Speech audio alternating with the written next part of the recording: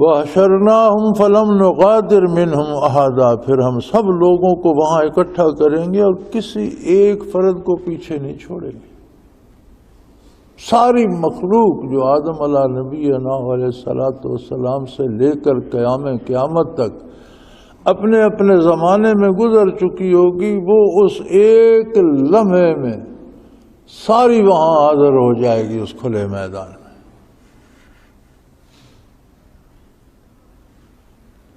وَعُرِضُوا عَلَىٰ رَبِّكَ صَفًّا، اور آپ کے پروردگار کے سامنے صف در صف سب کو پیش کر دیا جائے گا.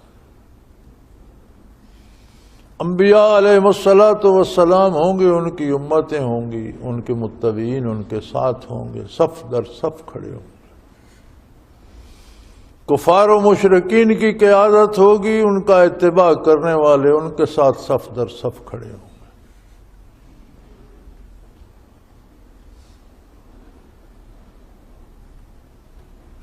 نبی علیہ السلام کا ارشاد ہے کہ جب یہ صفیں بنیں گی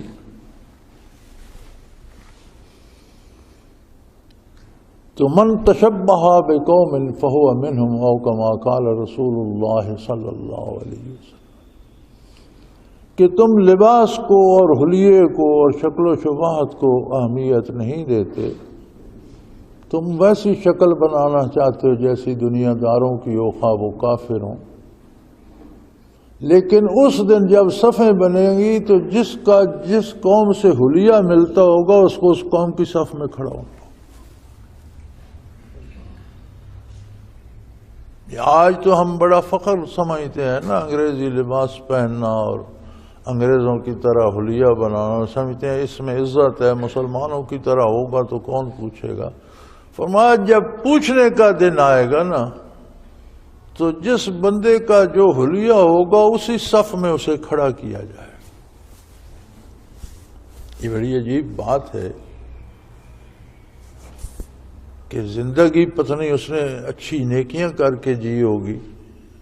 علامہ ابن خلدون رحمۃ اللہ تعالی علیہ اپنے مقدمے میں لکھتے ہیں کہ بندہ جس قوم جیسا حلیہ بناتا ہے نا، اس قوم کے بہت سے عیب اس کی نظروں میں بھلائیاں بن جاتے ہیں، خوبیاں بن جاتی ہیں. اگر ان کی برائیاں دیکھتا تو ویسا حلیہ نہ بناتا. جب حلیہ قبول کرتا ہے تو ان کے بہت سی برائیاں جو ہیں وہ اس کی نظروں سے اوجھل ہو جاتی ہیں، اور آہستہ آہستہ اپنی زندگی کے کاموں میں بھی ان کے پیچھے چل پڑتا ہے.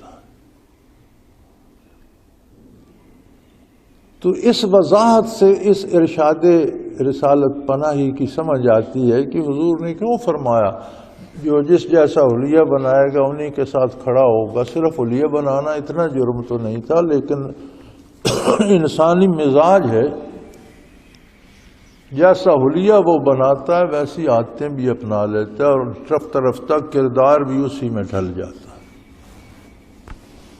اگر کوئی علماء جیسا حلیہ بناتا ہے تو اس سے رفتہ رفتہ علم سے شغف ہو جاتا ہے، اس طرف چل پڑتا ہے، نیکی کی طرف چل پڑتا ہے. نیکوں جیسا حلیہ بناتا ہے نیکی کی طرف چل پڑتا ہے، بدکاروں جیسا بناتا ہے تو اسی طرف چل پڑتا ہے.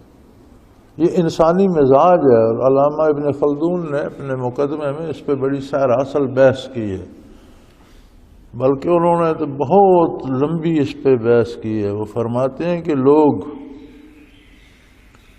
دنیا کے عجیب و غریب شہروں کو دیکھ کر شہر بساتے ہیں اور شہری زندگی اختیار کرتے ہیں، لیکن جب شہروں میں جاتے ہیں تو پھر وہ ختم ہو جاتے ہیں، ان کا کردار کوئی نہیں رہتا. بدوی زندگی میں دیہات میں جب تک رہتے ہیں تنومند ہوتے ہیں، صحت مند ہوتے ہیں، ان کا ایک کردار ہوتا ہے. اسی دیہاتی کو دیہاتی زندگی چھوڑ کر شہر میں بسا دو تو نفسا نفسی ہو جاتی ہے. کسی کو پتہ نہیں، ایک گھر میں شادیانے بج رہے ہیں، ساتھ دوسرے گھر میں موت ہو گئی ہے، کوئی کسی کو نہ کسی، ایک گھر لٹ رہا ہے، ایک گھر والے بیٹھے خوش گپیاں لگا، کسی کو کسی کی خبر نہیں ہوتی. بیگانہ وہ زندگی کہتا ہے قوموں کو تباہ کر دیتی. اور بہت سی پھر انہوں نے اس پہ وضاحت کی ہے، مثال ایک عجیب مثال دی ہے، فرماتے ہیں کہ تم مرغی کو لو اور اونٹ کا گوشت لے آؤ اور چھوٹے چھوٹے ریزے کر کے تھوڑا تھوڑا اسے روز کھلانا شروع کر دو، وہی مرغی جتنا انڈا پہلے دیتی ہے اس سے بہت بڑا انڈا دینا شروع ہو جائے گی اس اونٹ کے گوشت کی وجہ سے۔ مرغی تو وہی ہے، اس کی جسامت بھی وہی ہے، لیکن جتنا انڈا پہلے دے رہی ہے اس سے بہت بڑا انڈا دے گی، تجربہ کر کے دیکھ لو۔ اسی طرح جب تم کسی قوم کا کردار اپناؤ گے تو نتیجہ وہی ہوگا کہ تم بھی ویسے ہی ہو جاؤ گے۔ اور اسی لیے حضور اکرم صلی اللہ علیہ وسلم نے فرمایا من تشبہ بقوم فہو منہم، او کما قال رسول اللہ صلی اللہ علیہ وسلم، کہ جس قوم کی مشابہت اختیار کرو گے میدان حشر میں جب صفیں بنیں گی، وَعُرِضُوا عَلَىٰ رَبِّكَ صَفًّا، جب آپ کے پروردگار کے سامنے انہیں پیش کیا جائے گا صف در صف، تو حضور فرماتے ہیں جو جس قوم سے ملتا ہوگا اسی کی صف میں کھڑا ہو۔